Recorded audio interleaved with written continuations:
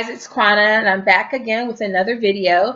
It's supposed to be my Friday review of On the Come Up by Angie Thomas, which I have right here.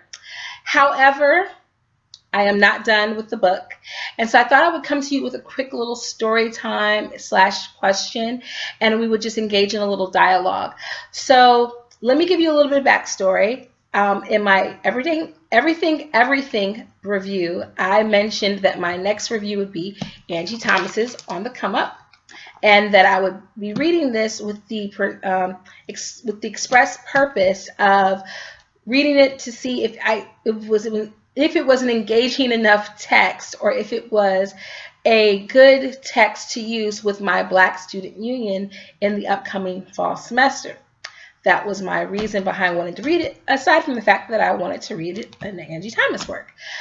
And I downloaded the Audible, started listening to it, and was really struggling with the voice actress and the way that the text read, the voice of Bree.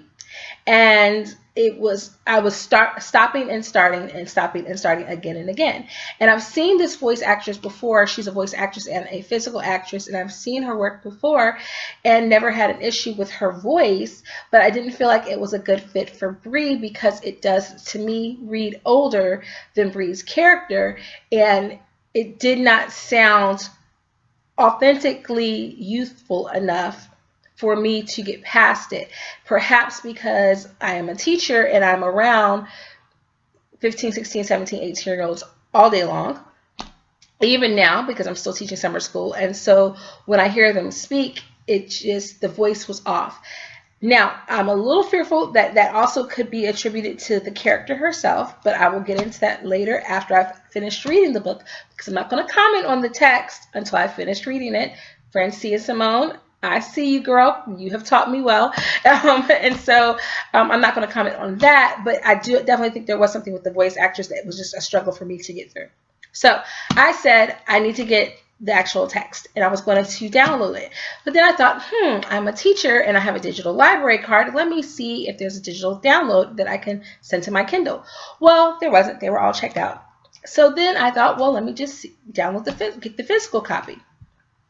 So could not do that with my teacher code. I had to actually go and renew my library card, which was great because they've updated the system since the last time I went in to actually check out a book. And between Francina Simone and between ReadwithCindy, I have rediscovered my love for checking out books from the library. And so I went, got a library card, put this bad boy on hold, and they picked it up and they had it ready for me to go.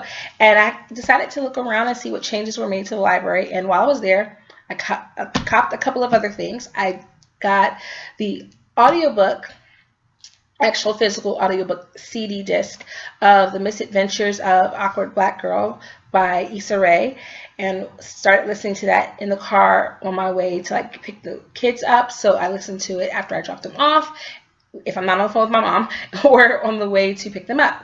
I also picked up With the Fire on High by Elizabeth Acevedo, because this was in my recommended on Amazon, and I had started reading it, and I was like, oh, this looks really, really interesting, because as a teen, I was really in love with Like Water for Chocolate, and fell in love with the movie, fell in love with the book, that whole idea of the magical realism with the idea of food and how the power of food to evoke emotion. And there seems to be a little bit of that in this. And so I said, oh, I'll read this. And so I picked this up, started reading this simultaneously. And so now I'm around page 70 with The Fire on High, and I'm around chapter 2 or 3, right at the point, around chapter 2 or 3. I don't want to give any spoilers yet with On the Come Up. And while I was also there in their popular recommendations, they had Black Leopard, Red Wolf by Marlon James, which I have been dying to read because he is one of the very rare kind of Black Afro-futuristic sci-fi fantasy authors, and he's built this whole fantasy world, and I knew that I would love it. And so I decided to get it, and I decided to hold this off for last because I knew there'd be a whole lot of world building with it, and it would take some time to really focus in on and break down my thoughts. In process of all of this, I have forgotten how to read. And I don't mean like literacy wise, it's just I don't know what is happening to me. Like I go through books like they're a bag of Skittles or a box of hot tamales. Like I should be able to finish this like tonight, like between after the boys go to bed and before I fall asleep. This should be almost done. And I haven't. And part of it is the whole mom thing and being tired and having to do stuff. But then part of it is just I don't know what's going on with me. I just cannot focus. Like I'm reading the same pages again and again and again.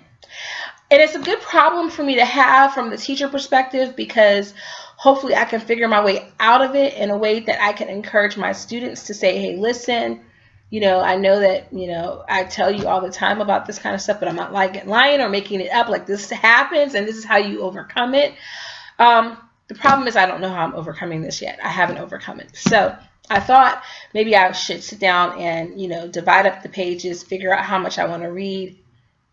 And that's kind of a weird concept because, right, if a book has 400 pages, well, I'm just going to read it over 2 nights, you know, like 2 hours a night and be done with it, you know, 3 tops, right?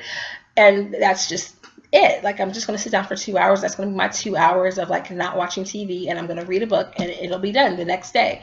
But that's not happening. And so I wanted to know from you guys, what do you do when you are in a reading slump? Do you drink tea or wine? What is the thing that you would recommend? And maybe I'll try a couple of these things to see if they work, and I'll let you guys know when I make the review video of like what helped me get through it. But yeah, please comment down below. What do you do when you forget how to read? Yeah, so I've got my work cut out for me, and hopefully sometime this weekend I'll finish with this and you'll have a review posted up, if we're lucky, Monday or Tuesday.